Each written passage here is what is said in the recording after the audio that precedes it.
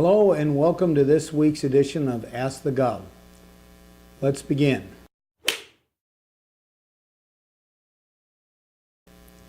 Our first question comes from David in Fort Dodge.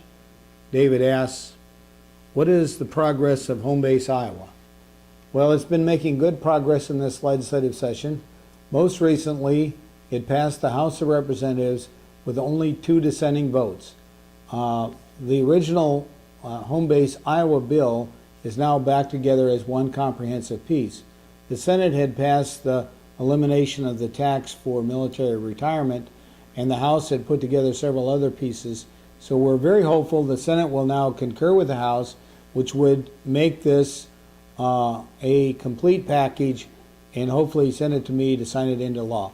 This is the centerpiece of our program this year, designed to help us attract to Iowa talented leaders that come out of the military, and I'm very optimistic because of the legislative progress. The second question comes from Elizabeth in Coralville. Elizabeth asks, what are you doing to end bullying in our schools? I've led 2 Prevent Bullying Summits that have been attended by over 1,100 people each, and we have a bill before the legislature this year which would strengthen our anti-bullying law. And when there's a complaint from a student, a parent, a teacher, or somebody in the community, they could, especially dealing with the issue of cyberbullying, it would give school authorities the ability to deal with that issue and hopefully give better protection for the children in our state. I'm also excited about the fact that many young people are getting involved in standing up to bullies because of what they've learned at our anti-bullying summits.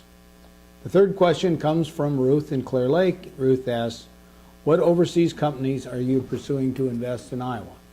Well, I can't really talk about companies that we're presently courting to come to the state of Iowa. I would point out recently CJ opened a processing plant in Fort Dodge along with, and that is a South Korean company. It's over a $320 million investment, and that is right next door to the Cargill plant. We also have a major investment that's being made by a Chinese company that has purchased Smithfield Foods. They want to have a reliable, a safe supply of meat, of pork from Iowa, and we're the leading pork producing state. We have a company that is building a major fertilizer plant down in Lee County.